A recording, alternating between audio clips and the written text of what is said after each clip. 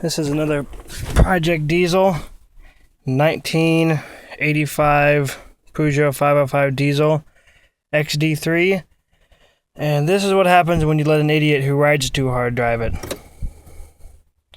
It's going to need a new engine now. Wasn't me.